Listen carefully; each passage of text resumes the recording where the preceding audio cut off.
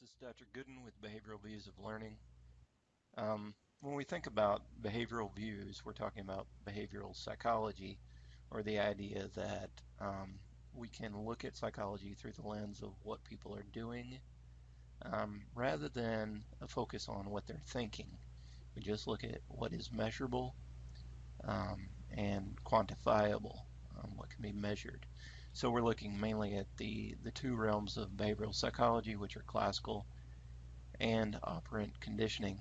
Now we mainly use conditioning the most with children and animals. Anything that we can't sit down and have a conversation with and maybe have a logical, rational conversation with. Don't play in the street, don't pee on the carpet. These types of conversations are where we're likely to apply behaviorist principles to train an animal or a child to do something, or large groups of people or children to do something without having to explain it each time. We use it a lot with puppies, of course. This particular puppy is named Huckleberry, and regardless of what hat he's wearing on a keychain, he is an Arkansas Razorback fan. I'm sorry he's not an Alabama fan, but at least he's not a Florida State fan. That was just put on him. Anyway, we use behaviorist principles with animals as we train them. How do we do it? Well, we're going to get a quick look. I think you've probably seen this skit in one way or another. Let's take a look here. Lost another file. Gonna have to reboot again. Hey Dwight, do you want an Altoid?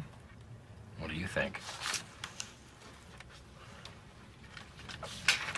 In school, we learned about this scientist who trained dogs to salivate at the sound of a bell by feeding them whenever a bell rang. So for the past couple weeks, I've been conducting a similar experiment. Dwight, want an Altoid? Okay. Altoid? Sure. And Dwight? Mint pretty? Yes.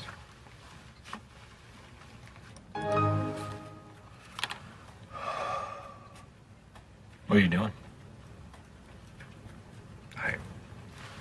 What? I don't know. Well, my mouth tastes so bad all of a sudden. Oh. Oh. All right. And there we have a clip from The Office. You'll notice that what he did was he paired the sound of his computer with the offer to give Dwight a mint. And Dwight was trained to hold out his hand and ask or receive a mint every time he heard the sound of the computer. He wasn't necessarily aware of it, but those two things were paired, and that's what we have in classical conditioning. We have a pairing of two things, and what we're working with in classical conditioning is an involuntary response. So we're going to deal with some primal need, such as thirst or hunger, some natural response, and we're going to pair it with something else. In this case, we're going to learn about the story of Pavlov. Of course, Pavlov had dogs that he and his trainees, his assistants, would feed these dogs, but they realized that the dogs would start to salivate even before they could smell the food, as the door would start to open. And so Pavlov decided that they could be trained maybe to start salivating as if there really was food. So that would be a unconditioned response. That natural response is the unconditioned response. It requires no conditioning, the UR. That unconditioned response is the salivation in this case. um, and normally it's to a unconditioned stimulus. It requires no conditioning. The smell of the food. What he realized was perhaps we could get the unconditioned response to take place as a result of something paired with the unconditioned stimulus. And so what he started to do was to ring a bell as he presented the dogs with the food. When he rang the bell was originally a neutral stimulus. You just show the dog a bell, ring it, it means nothing to the dog. But, so it was a neutral stimulus. It became a conditioned stimulus as it was paired with the smell of the food. So, over time, he paired the ringing of the bell with the presenting of the food to the dog. As he did so, he was conditioning the dog, and the sound of the bell became a conditioned stimulus, and the dog started to respond to the sound of the bell the same way they would respond to the smell of the food, which is by salivating. They would start to salivate, showing what would normally be the unconditioned response, which now called the conditioned response, to the conditioned stimulus instead of to the unconditioned stimulus, the food. So they're showing salivation to the bell, whereas they would normally salivate to the smell of the food being delivered. In operant conditioning, we're going to increase a voluntary response instead. We're likely to know in many cases that we are being rewarded or punished. There is an antecedent, and then there's a behavior and a consequence. So let's take a look at that. A reinforcer is any consequence that strengthens the behavior it follows. So if I give you $1 for smiling, you are more likely to smile, hypothetically. Now there's two types of reinforcers, okay? Positive and negative. Positive reinforcement is I'm going to add something to the situation, and negative means I'm going to take away something from the situation. Now if I want to reinforce a behavior, I am going to increase the likelihood that it will occur again, okay? So if it's a positive reinforcement, I'm going to add something probably good that you like, that will increase the likelihood of it happening again. I'm going to give you something you like, a reward, a candy bar, money, so that you will mow my lawn again. I will do something like that. Now what if I want to reinforce the fact that my child, which I don't have, but my child getting straight A's on midterm report card. Well, you don't have to do chores for a week. What I'm doing in that case is I'm doing a negative reinforcement. Think of the minus symbol, subtracting something from the situation. I'm going to remove the chores in order to reinforce the behavior that I liked. I'm going to increase the likelihood that you'll keep getting good grades in school by taking away your chores for a week or something like that. That is negative. It's not bad. It is subtracting something that is aversive. Now, in punishment, we have the same sort of situation, but in punishment, we're always decreasing the likelihood that a behavior will occur again. Okay? So I see that you punched your sister in the face. All right? I don't want that to happen. What can I do? Well, I could spank you. All right, I spank a child for punching their sister. I'm sure that happens in many homes still. That is adding something to the situation. So when you see positive, think addition of something, not something good, but just adding something. In this case, punishment is normally going to be something aversive. So I'm going to add something, which is a belt or a switch or whatever you use in your home. I'm going to add something to the situation to decrease the likelihood that you will do the behavior again, that you will hit your sister again. I'm going to spank you. Or if you look at my girlfriend the wrong way, I want to decrease the likelihood that you will do that again. I'm going to punch you in the face. A lot of violent examples here. All right, I don't do this at home, folks. And then a negative punishment, that sounds all wrong, right? But remember, negative does not mean bad punishment. It means taking something away punishment. And this is actually something we see a lot as well. What happens in our culture a lot? What do you do with your kids? You just lost a privilege. Lost as in negative, a privilege. Why? Because you did something I don't want you to repeat. You stayed up past curfew. I don't want you to do that again. I want to punish that behavior, decrease the likelihood that it will occur again. I'm going to take away your Xbox privileges. I'm going to take away your phone privileges, your car privileges. I'm going to take something away. With positive, I'm going to add something. Negative, I'm going to take something away. With punishment, the goal is to decrease the likelihood that it will occur again.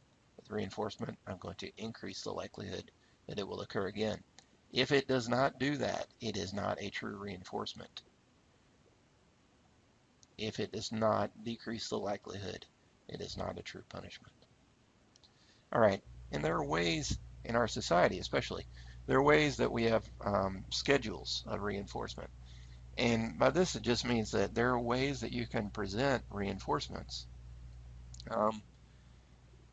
that we have throughout our society, that some work better in different situations. Let's take a look. Continuous reinforcement is every time you do something, I reward you. Okay?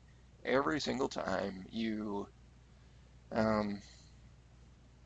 take out the trash, if I had children, every time you take out the trash, I am going to say, hey, good job, son. Okay? I'm going to praise you. Okay? That's a positive reinforcement because I'm adding something to increase the likelihood that you will keep doing it. That's a continuous reinforcement. But dad won't always be there, right, in this case. So what do I do if I don't want to have to shell out $5 every time you do something I like, or if I'm not always going to be there to say good job? We may use some sort of intermittent reinforcement. This is a schedule. We're going to put you on a schedule to where you're still trained, but I don't have to respond every time. And we can do this by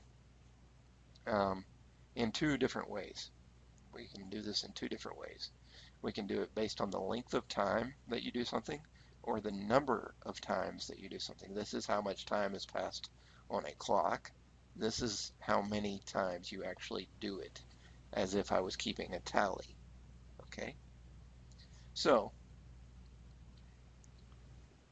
fixed means it's an exact length of time or an exact number of responses. Let's think about this. I want you to work at my factory, okay?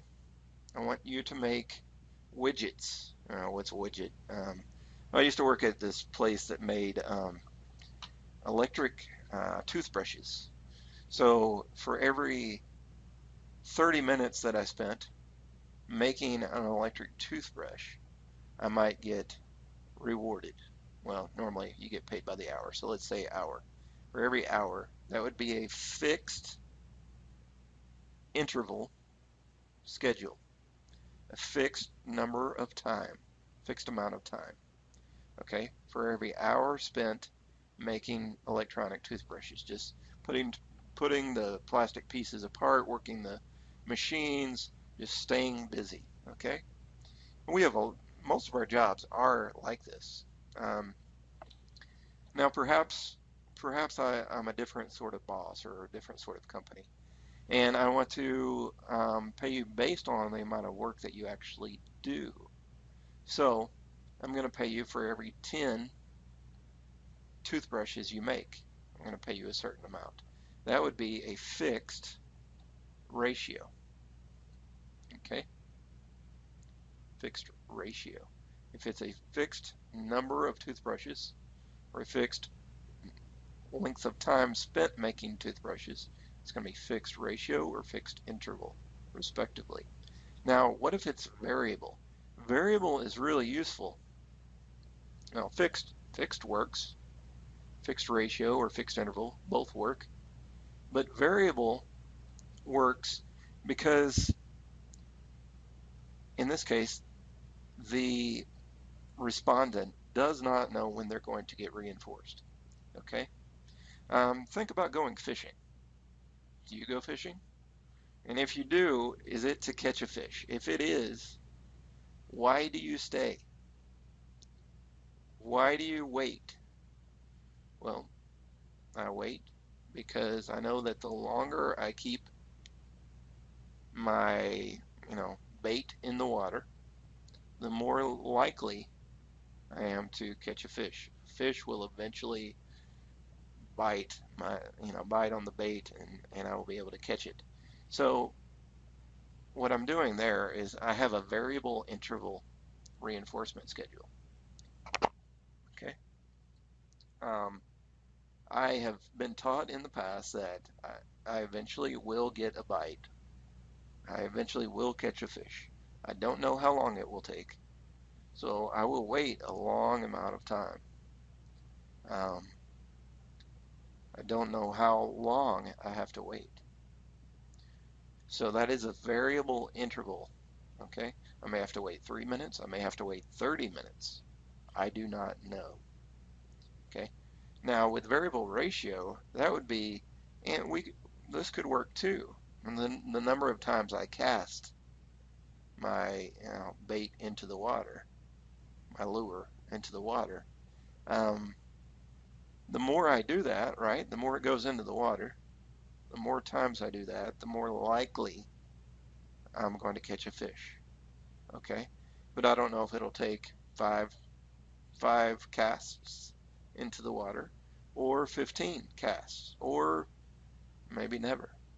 But I'm going to be reinforced based um, on the number of times that I cast it into the water. So we use variable ratio a lot with, think of a slot machine. Um, a slot machine, you pull the lever, you may win money the first time, you may win money the 11th time, and then again the 25th time, and then again the 26th time. You never know when it's going to be, but it has to do with the number of pulls on the slot machine. With variable interval, we're talking about we don't know how long we have to stay and wait or do a certain activity to be reinforced, but we know that eventually, if doing this activity, we will be reinforced eventually. Um, so normally, I'm kind of thinking about, when I was a kid and I'd want the neighbors to see me doing something cool, like shooting a basketball hoop, and I would play until a car drove by, right? And I didn't know how long that would be, but I knew eventually a car will drive by, okay? And so that is another reinforcement. Think about what reinforcements work for you in your own life, and think about what reinforcements you are likely to use with your children, with your pet, with your husband or wife or girlfriend or boyfriend or whatever it may be. And then think about what you would use in a classroom. Um, we're often dealing with lengths of time in classrooms, so do this for 10 minutes, or do a certain number of math problems. Think about how you would use these reinforcement schedules, understanding that you will not always be able to provide a reward or reinforcement after every single response. And you don't want to have to. You want to train people, essentially, to become adults. And slowly, what you're doing is weaning them off of a continuous reinforcement schedule to less and less of a reinforcement so that they just continue to work, and hopefully they're moving, as we said in the last chapter, from external reinforcement to just enjoying doing the math problems just for the joy of them.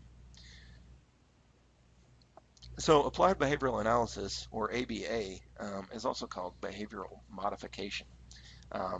Systemic presentation of antecedents and consequences to produce certain behaviors. When I think about applied behavioral analysis, I think about Super Nanny, the TV shows. And what we can commonly do is look at a child and, say I go into a child's home, not, go into a family's home, look at the way the family interacts, look at the way the child interacts with the parents and siblings, and say there's a child, Jim Bob again, who hits his sister Sue, and the parents give him attention. They get angry at him. They talk to him every time. So and maybe I noticed that over time. I noticed that Jim Bob, every time Jim Bob's not getting attention, Sue's getting attention. That's when Jim Bob punches his sister. Okay, so what I want to do is tell the parents something like, next time Jim Bob punches his sister, I want you to take the sister in the other room and give her special attention and ignore Jim Bob. Okay, what I'm doing is I'm going to decrease Jim Bob's reward of getting even negative attention in this case, because that seems to be what he's doing, is trying to get any sort of attention. I'm going to let him be ignored, and I'm going to take away the attention into the other room where he can't even try to hit his sister. So protect the sister, take away the attention instead of giving him that negative attention. That's just an example of applied behavioral analysis. The Premack principle is something I use all the time in my own life. I wish I could use it during these videos, but I can't. You would hear the TV in the background. But how many of you, and this is really horrible modeling by me, but when the assignment does not call for a lot of a quiet, or when it does not call for a lot of concentration, I pick my movies accordingly, but I may put something on in the background that I don't want to watch a whole lot of, but I kind of want to watch it while I'm doing something that doesn't take a lot of brain work. When I pair something in my life, something I don't want to do, maybe work, homework, whatever it may be, some task. Say it's going to the gym. A lot of you do this. Maybe you love going to the gym. Maybe you're a little not, maybe you're heavier and don't like going to the gym like me. Well, what can you do? What do you do to make yourself want to go to the gym? You watch TV at the gym? Do you listen to music you enjoy? Yes. You are more likely to pair something that you enjoy with going to the gym. A more rewarding activity can serve as a reinforcer for a less rewarding activity. Man, I have got to read this textbook. I will do it out in the shade of a palm tree on the beach. I don't know where that would be, but I'm going to do that. That way I'm pairing, a sort of a difficult task, a not fun task, with a good environment. I'm going to make it more enjoyable. Okay? Shaping is rewarding positive steps towards the behavior. We're not going to get into this thoroughly. If you're interested in behaviorism, I encourage you to take Psychology of Learning, another course I teach. But in shaping, we're rewarding positive steps toward the behavior.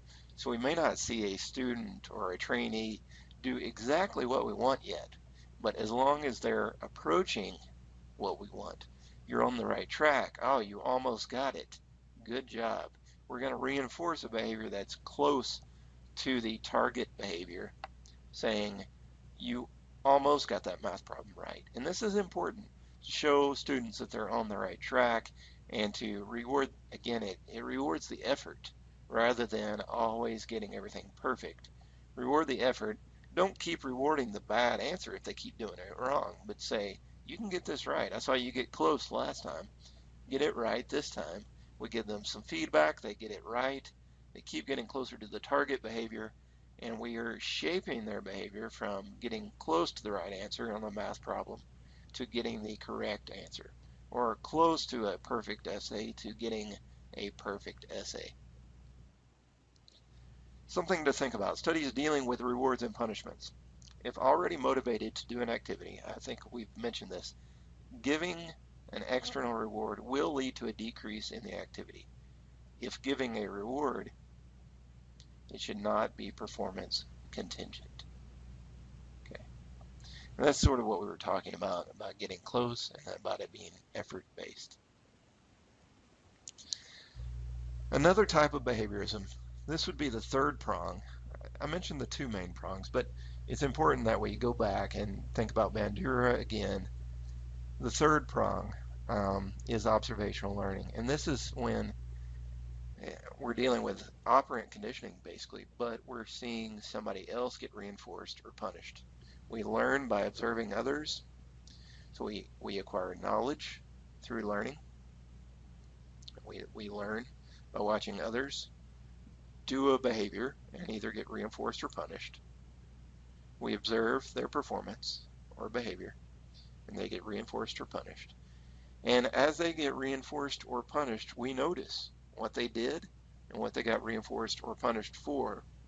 And we say, yes, I want that. I want to get reinforced. Or, no, I don't want that. That's not worth it. Whatever it is, we see the behavior, we see the consequence, which is either good or bad, and we say, I want to do that behavior and get that reward, or I want to avoid that behavior and avoid that consequence, that punishment. Okay? And we do that without actually experiencing it ourselves. We're able to watch, in this case, the Bobo doll experiment. Bandura actually had this big inflatable doll you can see here. He had children watch an adult just smack the crap out of this inflatable doll. The children were watching, and then the adult left. The children were allowed into the room with the inflatable doll called the Bobo doll. And what did they do? They did what the model or the adult did. They went in and they smacked the crap out of it too. They performed violently towards the Bobo doll. Okay? So that was sort of the first experiment, was saying not just will we follow the model and do the same sort of behavior, but we're going to also look at the consequences. This parent or adult did not get in trouble for being violent. Maybe an audience was clapping. We look at that and we see, man, I want to do that and have an audience clap for me, so I'm going to do it too. So this was one of the first experiments that looked into observational learning. How does behaviorism inform instruction? Well, it's important to think about chunking information into small segments. You can think about this in cognition, that's cognitive psychology, but we'll think about it first in terms of behaviorism, providing plenty of practice to ensure that the correct connections are made between a given stimulus and the desired response. So here we're going to train, instead of using the word chunking as in cognitive psychology, let's use the word pairing things together. So every time you get you put a lot of effort into an assignment, I'm going to reward you. And remember, I can't remember, but learning to write or learning to do very simple math problems. We learned the very basics first, and we got rewarded for that. Eventually, we didn't get rewarded for the basics anymore. We got rewarded for writing, instead of just the letter G, we got rewarded for writing the whole word. And no longer could we just write the letter G and get a smiley face sticker, right? We would have to do the whole thing. Remedial material is often needed to help learners, especially who struggle with the material, to make the correct stimulus-response connections. Removing environmental interference can help learners to establish correct stimulus-response connections. In other words, sometimes we think we're being rewarded for something that actually has nothing to do uh, with it, with the situation. Am I being rewarded for my good behavior? Am I being rewarded for my effort? Or am I being rewarded for being good looking? Or am I being rewarded for just doing the work? And as teachers, we are training our students. We are telling them with each grade, did I just give you an assignment that is just busy work? Well, then I'm training you that just staying busy and pretending to work is good enough. But if I give you a smiley face sticker for that. But if I give you a smiley face sticker only when you show good effort, then I'm teaching you that you've got to show effort. If you spend a lot of time doing it, but you're not really trying, I am going to not reward you, and you will learn that you do not get reinforced for that. Okay? Correct responses should be reinforced immediately, and shaping and chaining smaller behaviors are useful methods in trying to change or create a complex behavior. In chaining, sort of like shaping, but we're putting multiple behaviors together. I'm going to think about order of operations in multiplying, dividing, maybe in an algebraic problem. So what do I want to do? I want to do whatever is inside the parentheses first, focus on that, adding those two numbers, and then I'm going to have you focus on what's next, multiplying whatever is outside the parentheses perhaps. And think about the order of operations is teaching you to do one thing at a time. That is chaining the behaviors of maybe you're adding first, and then you're multiplying later, and then you're dividing after that. And you're doing things in a certain order. And by chaining, we're rewarding you for each step as long as you do it in a certain order. So think about these and practice your ability to identify the behaviorist principle. In Atlanta, students get paid to attend an after-school program and get a bonus if their grades improve. They actually get money for this. This is a true story. What behaviorist principle? And you're probably going to want to answer with positive reinforcement, negative reinforcement, positive punishment, or negative punishment for each of these. A disruptive young girl gets put in timeout for 5 minutes. The teacher gives the child a red sticker each time he gets an answer correct. When I was young, a student who got in big trouble might get paddled for her behavior or his behavior. You may want to pause there, just think about them, practice these. You may have one on the test where I ask what it is. You may have more than one. Some of you get money for every A you earned in your earlier schooling. Maybe still, I don't know. If a student sits quietly for 5 minutes in timeout, they may return to the activity. Okay. I give Huckleberry, remember my puppy? I give Huckleberry a treat if he relieves himself outside. Okay. What kind of reinforcement or punishment is that? I'll let you work with your best friend on this assignment. Now that's not one of those four, is it? It's something else that I've mentioned. Cousin Eddie got his sentence reduced by 15 months for good behavior. Okay. And smoking causes cancer. In this instance, I want you to be aware that if there is no mastermind, so to speak, no teacher behind the training, then it is not truly training. It is not reinforcement. It is not punishment.